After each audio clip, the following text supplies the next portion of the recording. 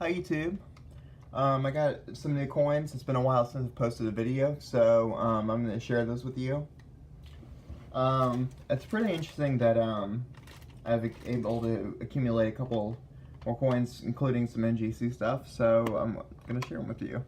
So this one is of Marcus Brutus.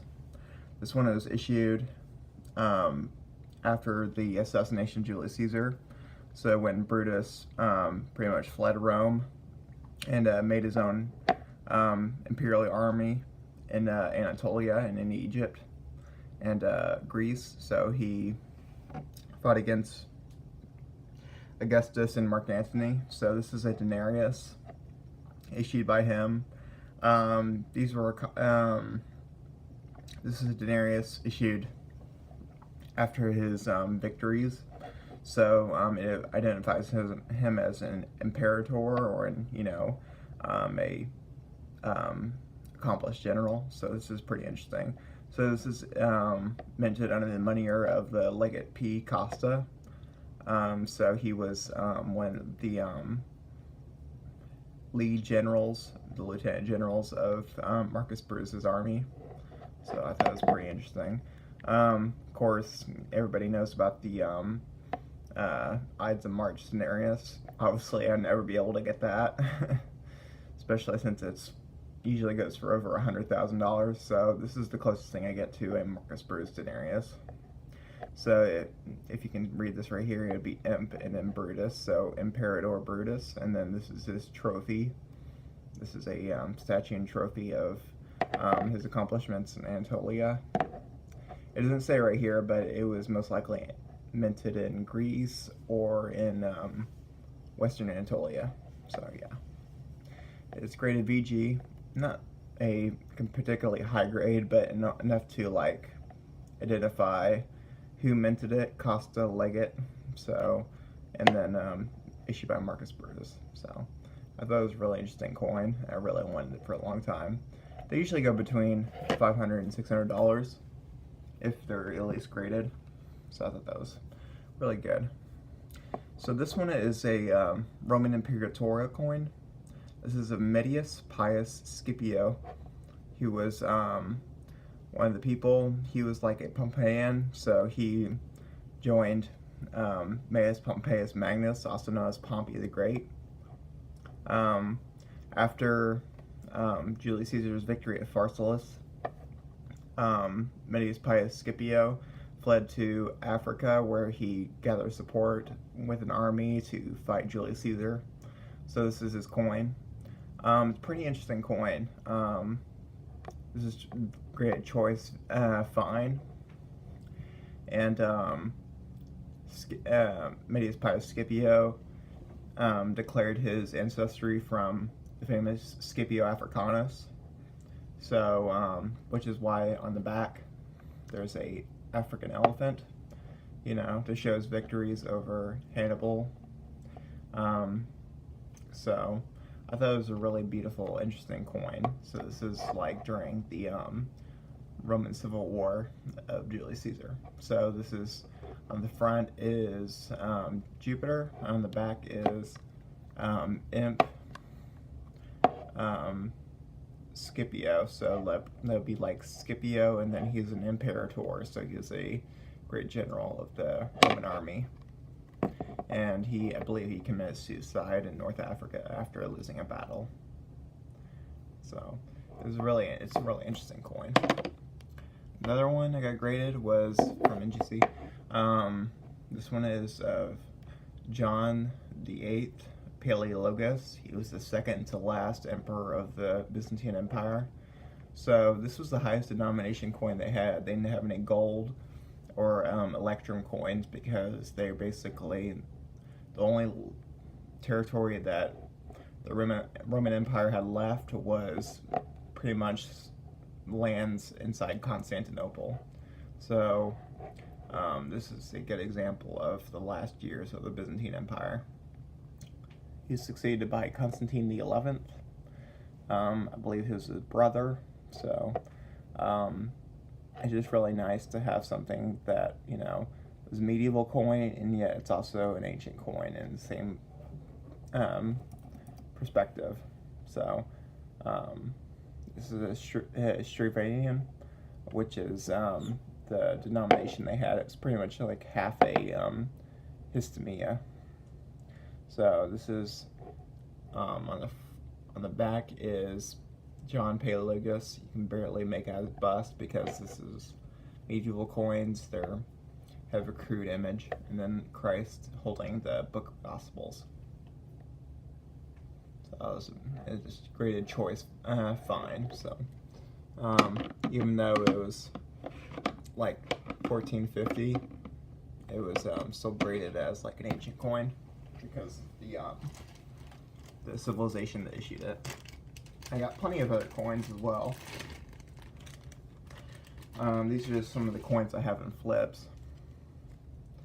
So this one is of Frederick Augustus, also known as Augustus the Strong, from the Great Northern War.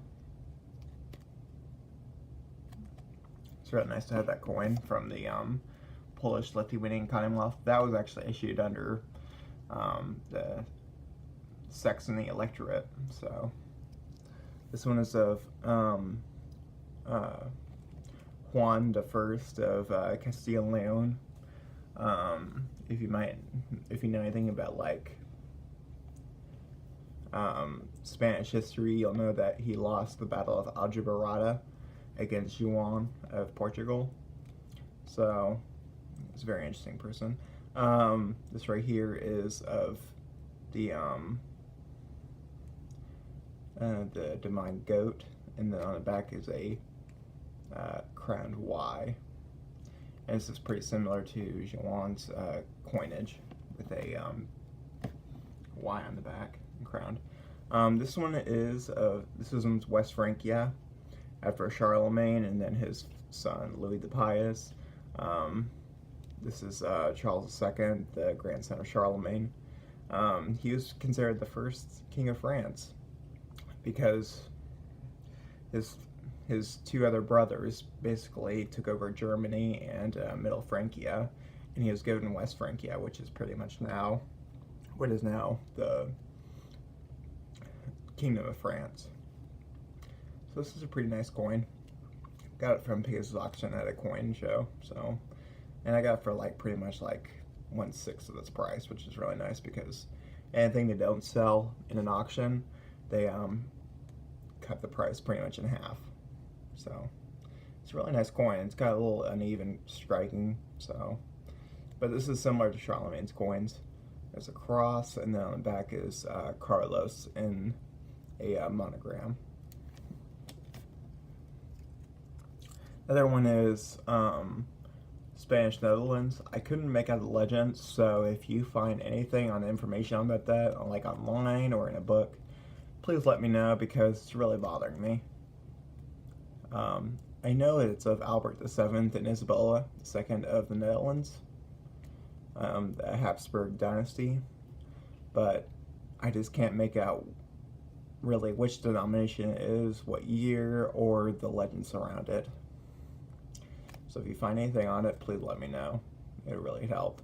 I know that it is of Albert VII and of Isabella because it's a Jigget bust, and of the Rampant Lion, which is similar to the Spanish Netherlands coins. So yeah. Some feudal France coins. So this is of the Archbishopric of Vienne, this was meant to Vienne. It was between 1200 and 1250. So before the Kingdom of France became centralized, it was just basically individual Catholic covenants and all that kind of stuff were basically issuing their own coins. So like individual regions, the Catholic Church was pretty much owned half of all land in Europe, so they're the ones who collected taxes, and so they minted their own coins. So this one has the Saint Maurice on the front. This one's of the Kingdom of Majapahit. If you know anything about Indonesian history, it was a pretty successful empire, so this is a struck Mansa silver coin of the Majapahit Empire.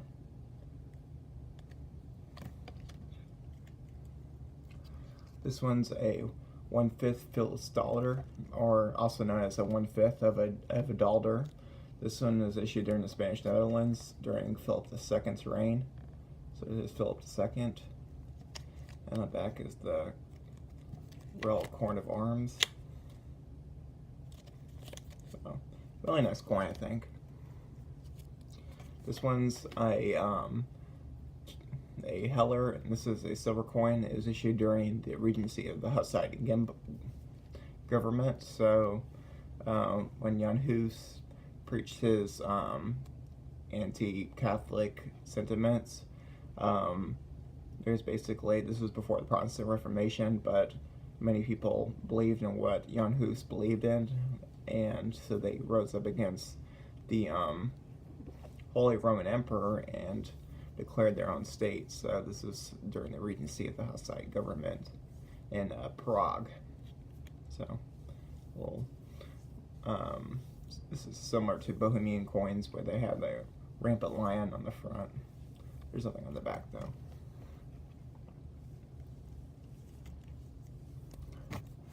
This one is a coin that I never got to show because I forgot to. This is George Wilhelm of the Duchy of Prussia.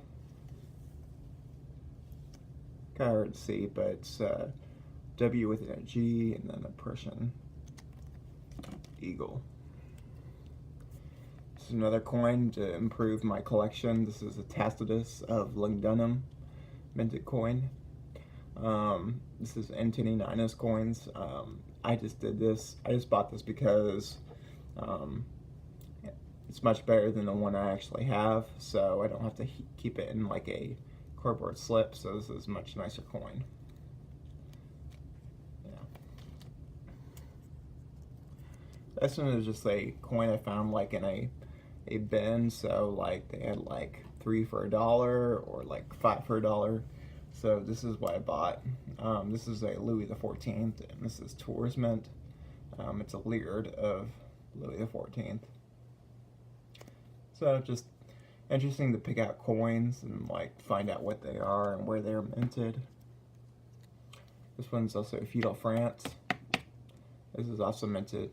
This is minted in Severny, which is pretty interesting to see what French coins look for the centralization of like the monarchy.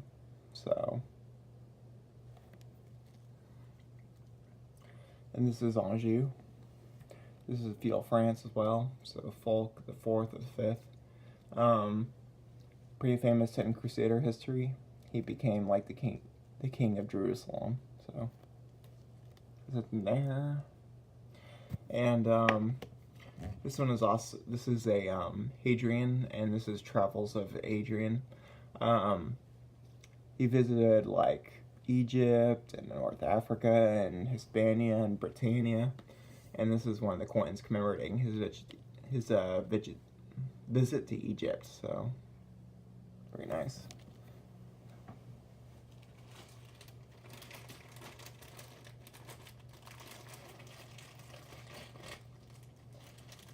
And these are coins that I have in like slips or cardboard.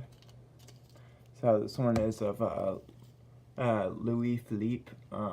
He was like one of the last kings of France. He came to power in the 1830 Revolution of France. So this was actually issued in the year that he came to power. I know that looks like a 50, but it's actually a 30. And this is issued in France, in Paris.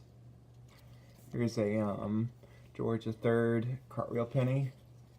They call that because it's so thick and so wide. There's stories of people using, like kids using them. They would put holes in the coin and they would actually use them for their wooden toys, like for little cars and stuff, or for little trains. So I thought that was pretty interesting. I don't know if it's true or not, but it's kind of an interesting thing to think about. Here's the Republic of France. I believe this is like the Third Republic, 1871. This is like right after the Franco-Prussian War. There's a little blue toning on the front because it's a silver coin. Here's Alexander the First of Russia. This is during Napoleonic Wars, 1812. So you don't see an actual bust, but you see the Royal Coat of Arms. I believe it's like 5 kopecks. Oh no, never mind, 2 kopecks. This one's of the German states. This one's of Baden, which is in like southwestern Germany. 6 cruiser, issued by Leopold First. Here's Indochina, French Indochina from 1937. It's 20 cents.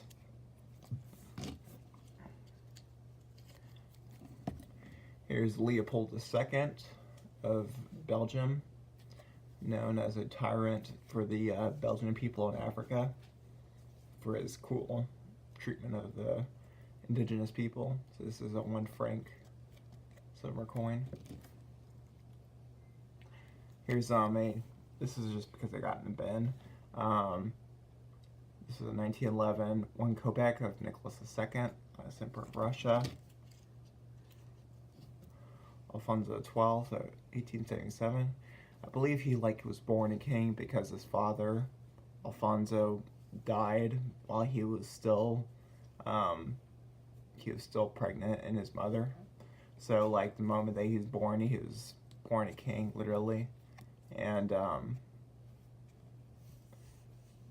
he was coronated 5 years after he was born. So it was quite an interesting thing. And then here's just a silver peace dollar. I just wanted to have one of these in my collection because they're kind of pretty. So yeah. Alright. Thanks for watching, and like, comment, subscribe, and I'll see you next time.